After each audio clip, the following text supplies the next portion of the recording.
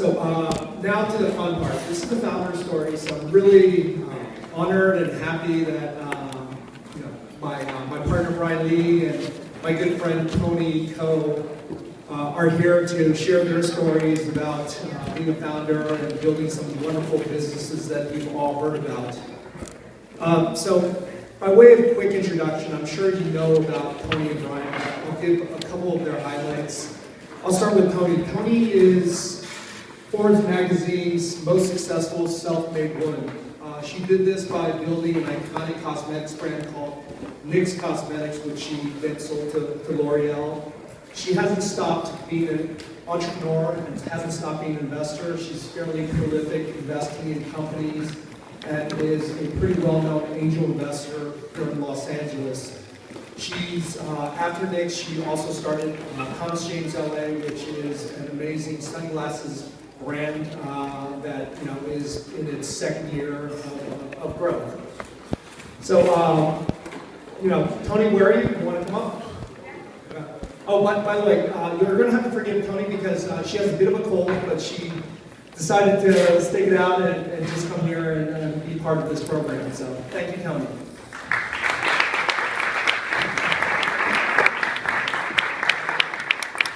Lastly, Toni's an investor in our fund, so she's technically our boss. So thanks again, Toni. Brian, like Toni, doesn't need much of an introduction. He's been a mainstay in Los Angeles tech ever since the very beginning days with his first company, Legalzoom, ShoeDazzle, where I joined him, and then, of course, the Honest Company with Jessica Alba. Again, much like Toni, he has not stopped being plugged into the community, not stopped building companies. He's recently, and I don't know if many of you know this, but he's recently launched a company with Kobe Bryant and James Harden called Art of Sport. If you hadn't heard of it, please go on the website, order a ton of product, support Brian, much like he supported all of us in this room. So, Brian, you want to come up? Thanks. So, the format is very freewheeling. Both of them asked me, what are we going to talk about? And I just said, just get on stage, you'll figure it out. You guys are friends. I want you to have a conversation about, how you started your company, the challenges you've experienced, the highs and the lows. So again, there's really no direction to this conversation. And again, the format was Toni interviewed Brian, but I've also asked Brian to turn the tables on Toni as well. The other part, which they don't know about, but I'm sure they'll agree to, is, we're going to keep this conversation for about 20 to 30 minutes. And afterwards, I'd love to open up to Q&A from the audience. And how that'll work is, if you have a question, you raise your hand, one of us will go to you, and we'll just kind of pre-vet the question, make sure it's applicable to everyone, so everyone can enjoy that conversation. So 30 minutes of back and forth between them, and then we'll do 20 minutes of Q&A with the audience. So, without further ado, Toni, here you go. Hi, everybody. I have a little bit of a husky voice right now because I have a slight flu, but I kind of made a promise with myself to show up at every event that I have committed to, no matter what the situation is. So I'm here. This is actually my very first time interviewing anybody, so I'm not a professional, and I just saw May right there, and I'm like, May should be doing this, why am I doing this? But this is my first time interviewing anybody, so this is not going to be a professional format, and I'm here to interview Brian Lee. When I was presented with this opportunity to ask you a question, I jumped at it, and I was like, oh my God, this is going to be an opportunity for me to ask a question, and actually this is a learning time for me, so thank you so much for being here. And one of the most special thing about Brian is, of course he has streams of successful companies and brands, but the most important thing about Brian Lee is the fact that this guy sitting in front of you is the most unassuming but the nicest person that you can meet on this planet. And this is not my personal opinion, but this is the opinion of everybody who's come across Brian. So thank you so much for being here. And I know, don't ask me a question, I'm just gonna ask you a question. I have 26 questions. I don't know if we have time to go through all of them. So, okay, so first of all, in your words, how would you describe yourself? Tell us who the real Brian Lee is, especially if it's something no one knows about you. Wow. Start off with the easy ones. So, who am I? I'm an entrepreneur. I think I was always kind of meant to be an entrepreneur, kind of started my career kind of early. Ever since I was a kid, I was always hustling and trying to buy something for cheap and sell it for more. And so I think part of it is I'm an entrepreneur. I'm very passionate about what I do. I love what I do. You know, when you love what you do, it doesn't really feel like work, as you know. And so passionate. I'm caring, I guess. It's like I care deeply about the people I work with.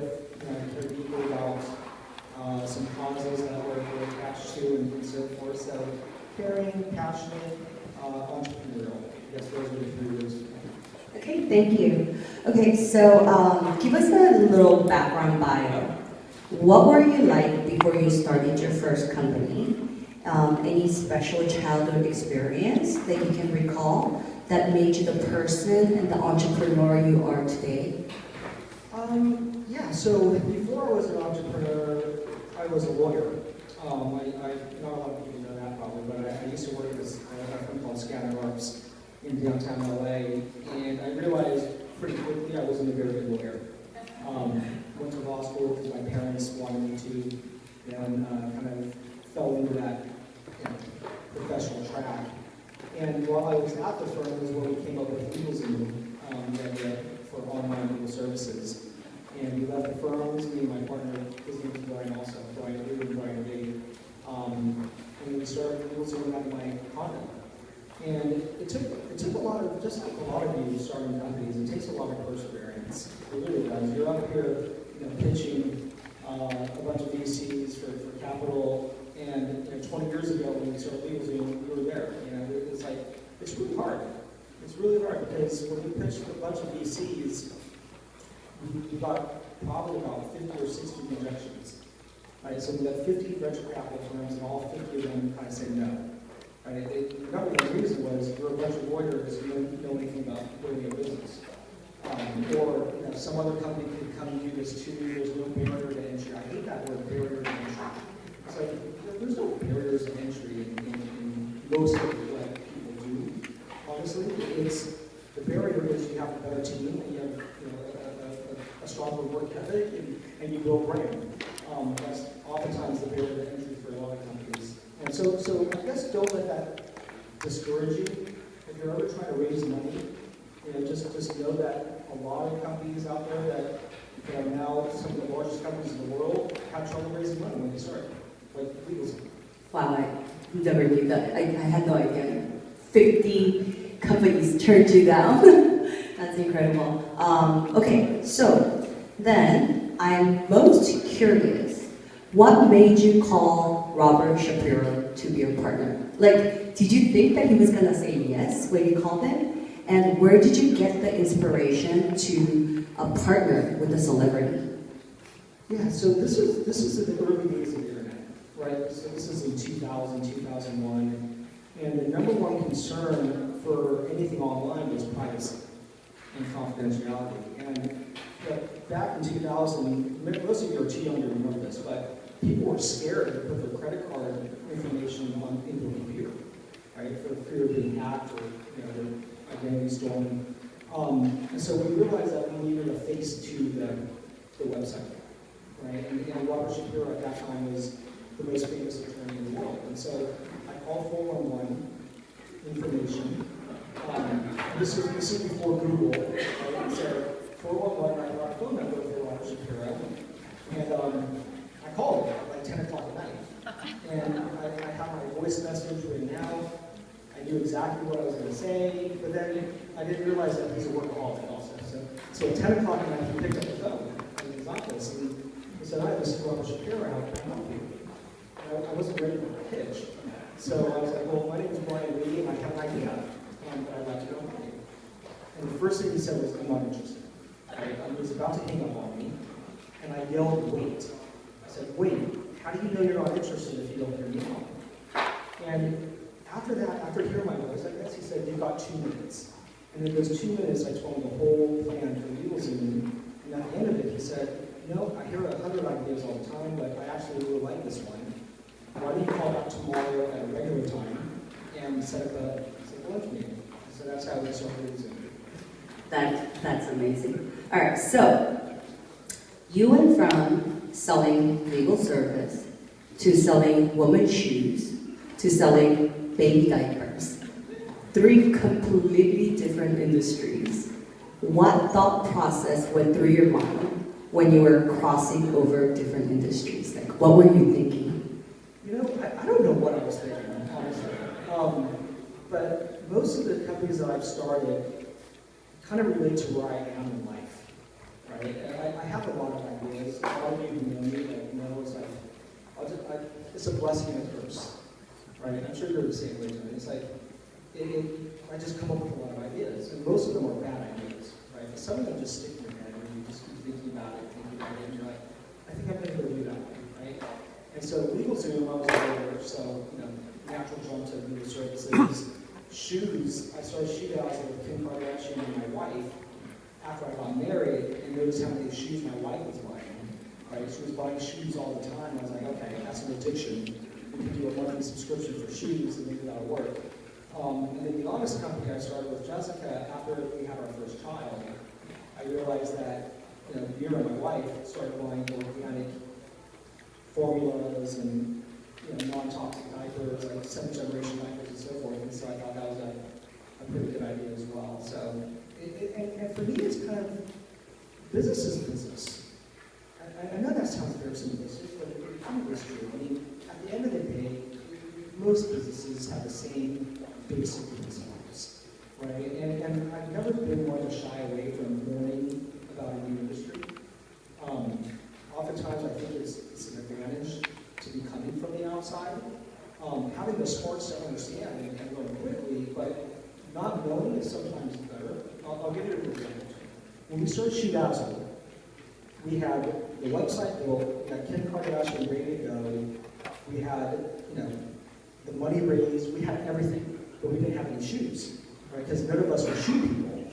But someone told me once that you could go to Monterey Park, right, or City of Industry, and there's a bunch of people selling shoes, like all these like shoe manufacturers. And I thought, okay, that's the easy part. So we rented a U-Haul truck. It was me, Kim Kardashian, and my wife, Mira. And we're in the U-Haul truck. And we're driving to City of Industry, and we knock on the doors of some of these places. Kim Kardashian really was there? Oh, yeah. Oh my God. It was the early days. This is before Kim became Kim, right? So we're knocking on the door, and the guy let us in, and we're looking at this beautiful shoe warehouse. And I was like, okay, we'll take 50 of those, and we'll take 20 of these, and 30 of those. And he looks at me like I'm crazy, right? He's like, what are you talking about? Like, and can you put ShoeDazzle on the label? And he's like, no, the minimum order is 2,500 pairs. I was like, oh no, right? Like, what are we going to do, right? We're supposed to launch. And so we had to postpone the whole launch for about 4 or 5 months until we found a partner that would do small batch runs for us. But it was a learning experience. And then the other thing is, I remember we went to a shoe show in Vegas. It's called WSA. Have you heard of it? The World Shoe Association. It's like a big, they rent out like these convention centers. And we went there like by 3 or 4 months after we launched. And I swear, if I had seen that before we launched, I don't think I would have ever launched ShoeDazzle. Because it was just like amazing, like thousands of vendors selling shoes. I was like, man, there's a lot of people selling shoes. Right? So I think that would have scared me away from starting it, so I'm glad I didn't see that before. Thank you for sharing the story. Okay, so next is, so you've had very notable 3 businesses. Out of the 3, which one is your favorite, and which one is your least favorite, and why? That's so hard. That's a tough question because they're all like my babies. It's like, you know, gosh. Yeah, I would say my favorite is probably still Legalzoom. I mean, not to throw favorites out, but I just love what we accomplished there in terms of really transforming and revolutionizing the legal industry and providing legal access to everybody, not just those that can afford attorneys. So I love Legalzoom. I love ShoeDazzle. I love the Honest Company and what the Honest Company stood for and stands for. So I really do. I like all of them. I don't hate it anymore. Yeah. Okay, so the next question is, what is the most important lesson or advice you have received from somebody? It's probably my dad. My dad was an entrepreneur as well and had a steel company. And I remember, like, early on, he sat me down and he said, Brian, it's all about who you surround yourself with. Right? It's all about your team. And if you're in a room with your executives and you actually think you're the smartest person in the room, you've got problems. Right? And so I always took that to heart because I always wanted to bring in people to the team that knew more than I did. Right? It's really about self-awareness and understanding what you're good at and what you're strong at. And also understanding what you're weak at. Right? And surrounding yourself and buttressing yourself with the right team to succeed. So for me, it's always been, especially the early days of the business, the first 3, 4, 5 people in the company, that's everything. What did your father do? He sold stainless steel. So he has stainless steel factories in Korea and China. And so I want to skip some of the question because you talked about realizing what you're good at and what you're not good at. So at work, what type of project do you enjoy the most with? The types of projects that I don't have to do much. I actually really rely on the team for a lot of things, and I like meetings that are efficient. Nothing drives me crazier than a 2-hour meeting, like a 2-hour internal meeting, just talking about things that don't really matter all that much to me. It's like, there's only a few key decisions that have to be made every day. And let's just get to those decisions and move forward. Everyone on the line, everyone buy in. If you're not buying in, let's figure out why. But let's solve that and let's move forward. I'm all about moving forward every day. So what type of business, what type of a boss or business owner are you? And please tell us what you like and dislike the most about running a business. Hi. I think I'm a nice boss. I like to give people a lot of leeway. I like to empower the people I work with. But I could be strict at times. It takes a little bit of both. You've got to be supportive, but you also have to, set the line at some point as well to make sure things are moving. In terms of, I'm sorry, the second part of the question was what? The second part of the question was, what part of business do you like the most, and what part of business you dislike the most? The part of business I like the most is winning, and the part I don't like is losing. So yeah. What makes you happy? What makes me happy? There's so many things that make me happy. It's such a great question. What makes you happy? I'm just generally a happy person. I find a lot of joy in my family. So I have a wife and kids, and I try to spend as much time as I can with them. I get a lot of happiness from work and the creative aspects of a lot of what we do. I like meeting people. I like hearing stories. I love learning what other people are working on. I think that's part of the reason why I'm part of my ventures with Rich and Janine over here. It's because I get to see what the young people are working on. And some of this stuff is just so exciting, so creative and new. And I fall in love with it. Okay, so that takes us to the next question, is do you ever get stressed? Like, do you ever get pissed? And if you do, how do you de-stress? Yeah, I I'm not sure if that's stress, but it's definitely anxiety. I get nervous a lot. And the way I decompress is, I honestly, I Netflix and chill. I'll zone out on a good show and just watch like 8 episodes in a row and kind of forget about my worries. But I sometimes, I'm not really a gatherer, or I don't show a lot of anger in that sense. Bruce might beg to differ, but yeah, I'm generally, pretty easy going, and when I do get stressed, I just kind of like to decompress on my own. Okay. And work-life balance is talked about everywhere these days. What's your opinion on work-life balance? I think I have a really good work-life balance. I typically get to work around 8:30. I'm out of the office by about 4:30 or 5. I come home. I have dinner at home every day, which I think is very important if you have young kids. But I'll tell you, I have work-life balance today. When I was starting companies, like Legalzoom, there was no work-life balance. It was 100% work, 0% life, right? And it's just something that, as a founder, you probably should be ready for. Honestly, it's like there was a period of 4 or 5 years where I never went out. I couldn't go and watch movies, couldn't afford to go eat dinner. Like Taco Bell was like the dinner of choice. And so for me, it was like looking back on that, you give up a lot because we want to come into work. And so it's something that we often look for in young ventures. Is this entrepreneur going to give us their very, very best shot? What are they willing to give up to make this succeed? That's so true. I agree with you 100% on that.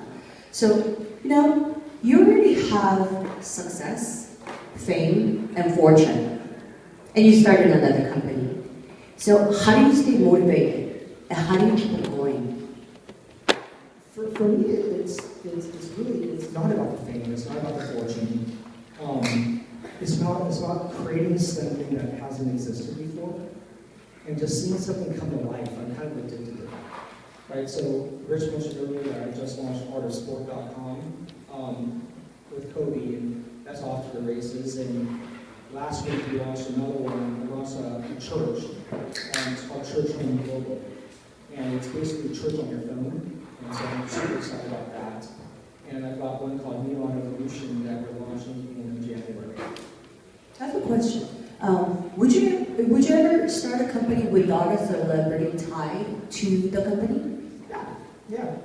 Churchhome doesn't have a celebrity tie. So the church is the church. Yeah, God is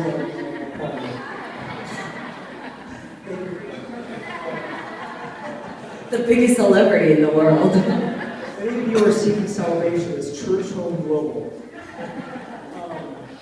And Neon Evolution is not going to start with celebrities. Great. So what is your philosophy on success? What is success to you, and how do you measure it?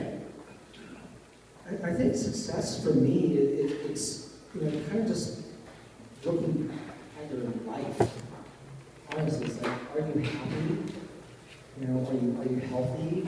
Do you have a good family? Are your kids doing well? Right? Are you surrounded with great friends? Right? Like true loyal friends? I think that's success. It's absolutely not, I got a bigger plane than you, and my golf course has 36 holes and yours has 18. It really is more personal for me. It's understanding who's around you in life. So with that said, a lot of the time, a lot of people doing business with friends and family can complicate things, and it can even sour a relationship at the end. But you seem to be the opposite.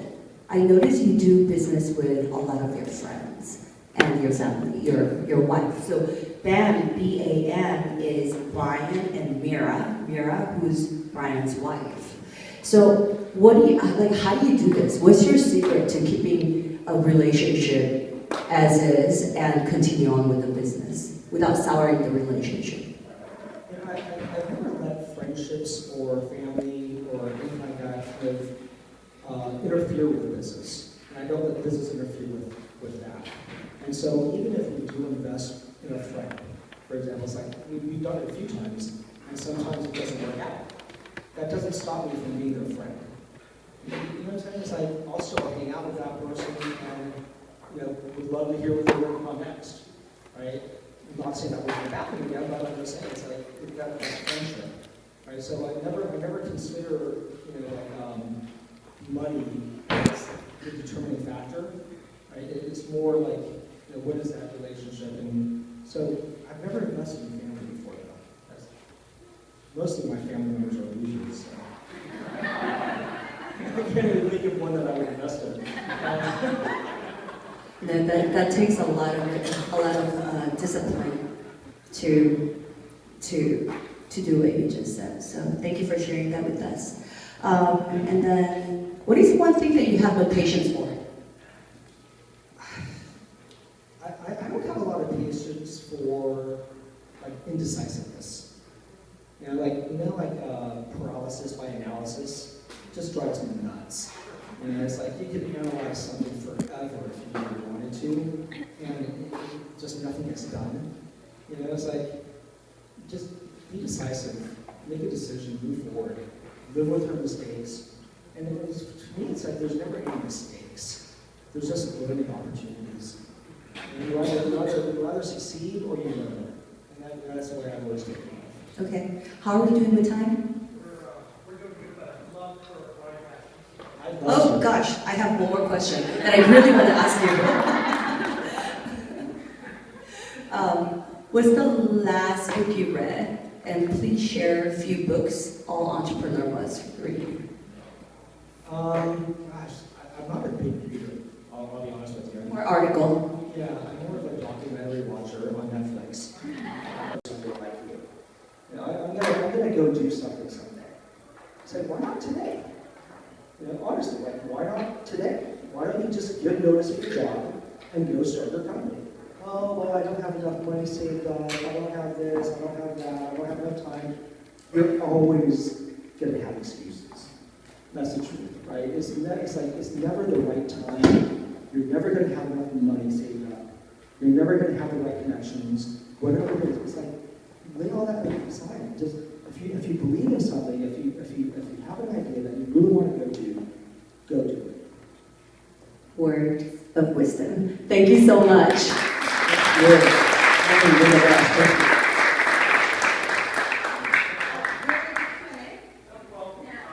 We're hoping that Brian may turn tables on before we go there.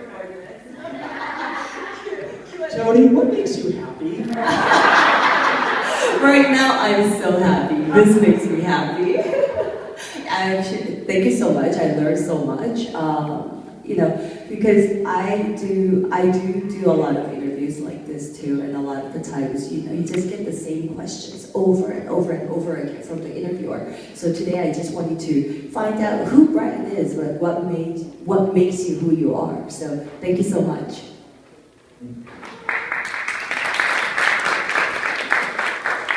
In addition to being extremely successful people, they're just wonderful human beings, and I'm proud to call them my friends. So let's transition to Q&A.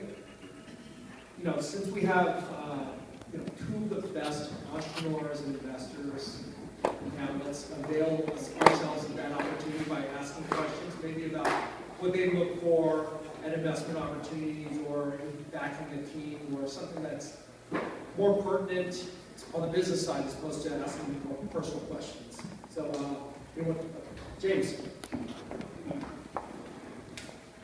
This is James from Be Success. I think that 99% Korean entrepreneurs who try to expand the US market failed till now. So what would be the reasons those like entrepreneurs and startups failed US expansion?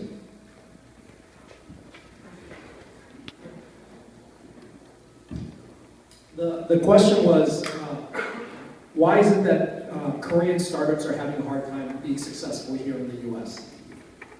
I think most importantly, lack of market knowledge. So I'll speak from what I know.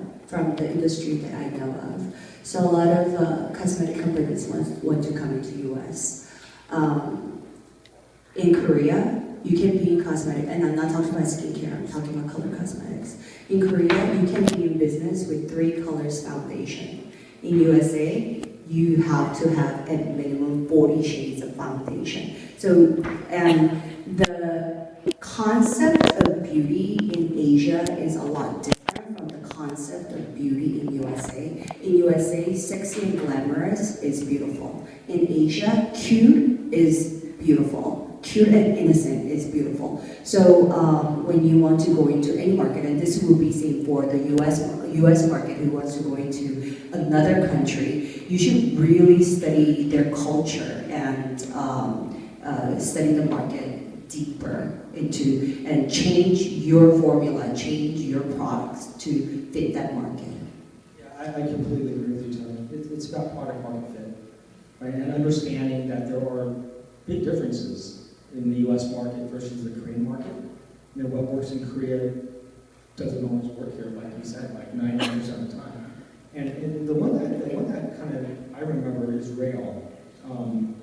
The entrepreneurs in Korea who started the organic feminine line Rail box. We invested in them because they moved to LA. They learned about the market.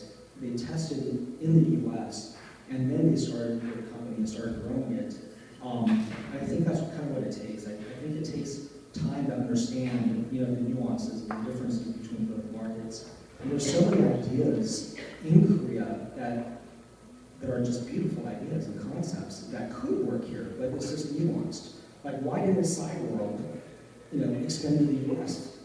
And they got Friendster and Facebook and everyone else take over. Cyworld was first, right? But it works. And it was a beautiful idea. It just had to be tweaked for the US market. All right, we're good. Thanks, everyone. Bye. No, I'm not letting you guys off. Just see. Hold on. Shameen.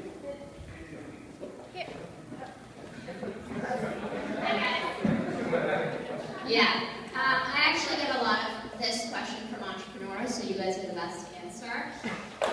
You know, on one side, you see entrepreneurs say they face a lot of rejection and they persevere and they see success. And then in others, you see entrepreneurs, you know, realize we need to pivot or they don't get stuck in the mud and stuck on an idea. So the question for you guys is, you know, having all the ideas you have, when do you know to actually pursue one or not? And then when do you know, when you're facing rejection, I should keep with this or cut my losses and move on to something else? Oh, I have answers for this because I'm going through something right now myself with my second company.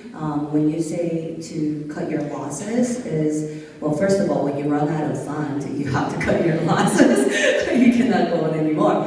But for me, when I started my company, it was 1999, and I was Asian, a minority, a woman. I was young. I didn't have a lot of connection. Like, if you could think of every strikeout, like I had it all. Like it was almost impossible for me to succeed.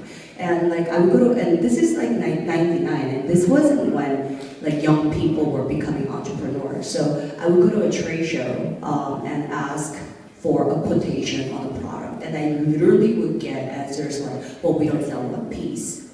But the thing is, every time I had experiences like that, instead of getting discouraged from that answer, it propelled me more to be better.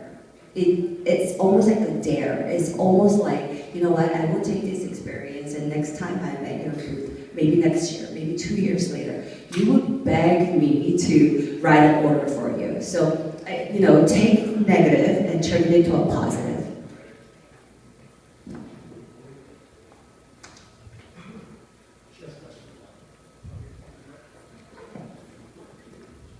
Thank you so much. I really enjoyed your speech. And I actually from Korea and doing fashion business and really being an entrepreneur. I wonder if the business has really spectacular and remarkable differentiation about the technology with the ordinary business, but especially in lifestyle industry like the fashion or the food or if the shoes or diapers.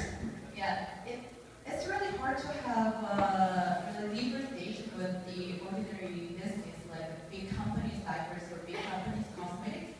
So I wonder, when you start your business at first time, like a cosmetic for Toni, I wonder what kind of strategy for your business compared to what the cosmetic brand in the market, because it's one of the most questions and one of the questions we heard often in the pitching, like what is the differentiation